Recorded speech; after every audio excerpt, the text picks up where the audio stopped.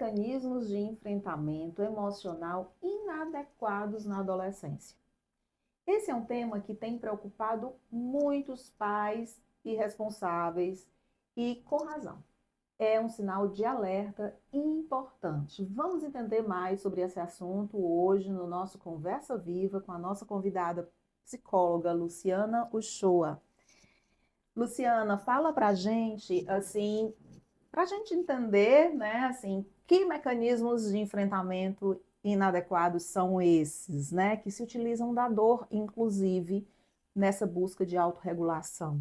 São mecanismos de autorregulação emocional, né? Então, eles usam isso como realmente uma autorregulação. Eles fazem como puxar cabelo, arrancar a pelezinha de unha, para o lado pesado da história. A maioria deles se cortam, né? E assim, não significa dizer que eles queiram morrer. Uhum.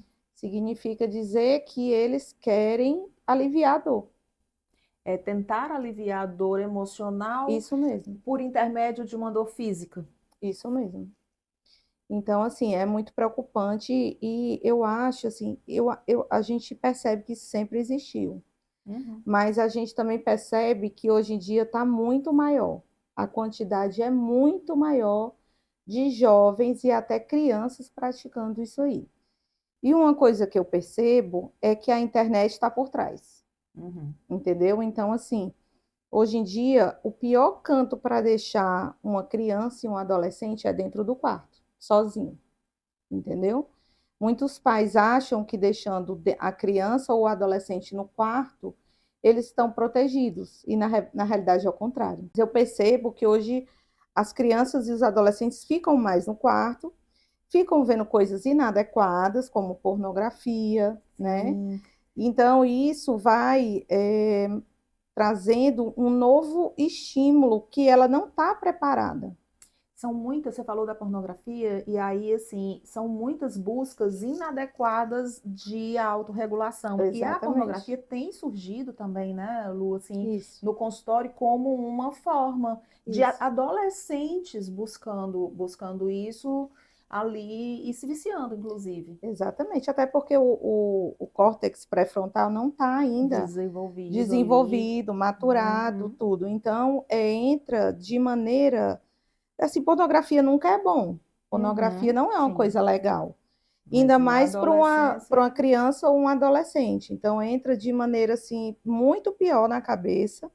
E o que eu percebo é que eles não têm maturidade para isso e começam a se mutilar.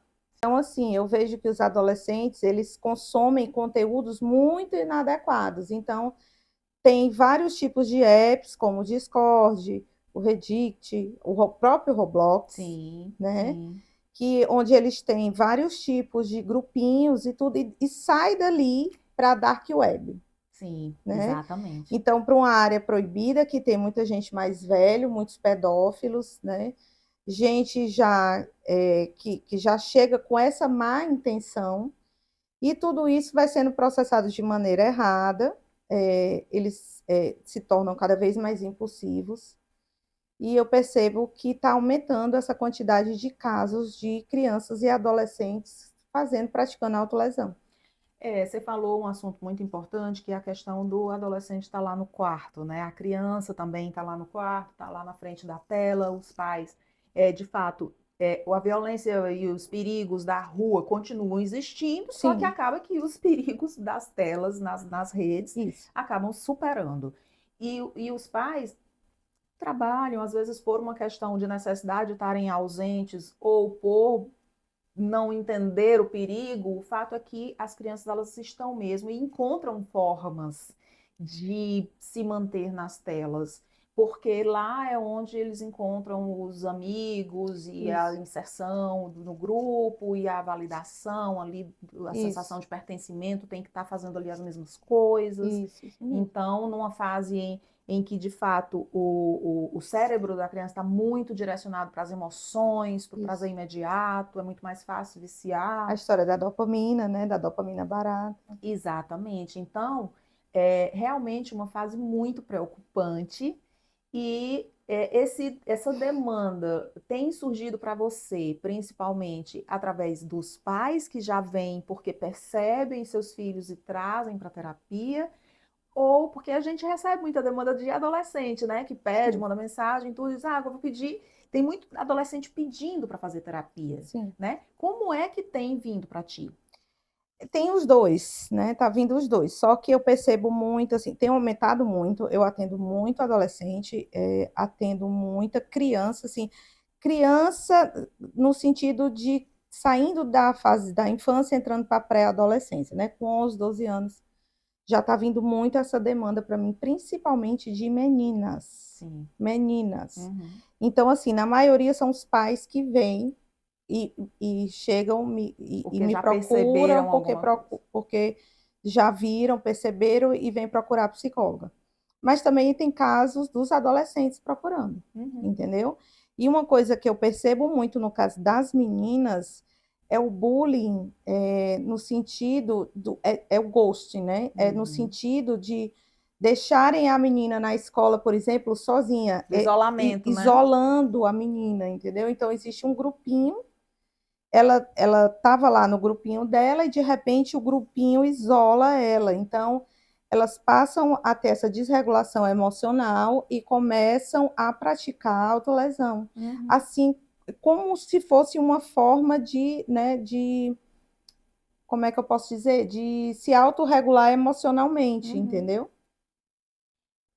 Então, a atenção dos pais, a atenção da escola, é tão complexo, né? Isso. Porque, na verdade, não é fácil de identificar, né? Então, assim, como é que você trabalha essa questão do atendimento ao adolescente, inclusive com intervenção junto com os pais? Sim.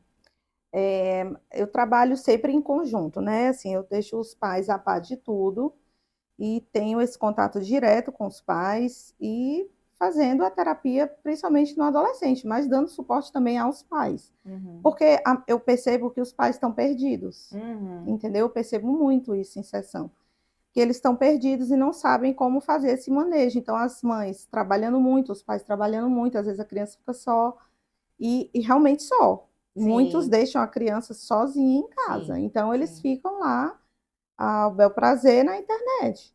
Às vezes os próprios pais acham que o filho estando ali dentro do quarto, na internet, está tudo ok. Sim. Eles não sabem que isso é um Uhum. perigo. E o pior canto do mundo para se estar sozinho hoje, uma criança e um adolescente, é dentro do quarto. Sim, exatamente. Entendeu? Então, assim, isso leva ao jovem fazer, eles começam a ter contato com um mundo totalmente inadequado e eles começam a sofrer, Sim. entendeu?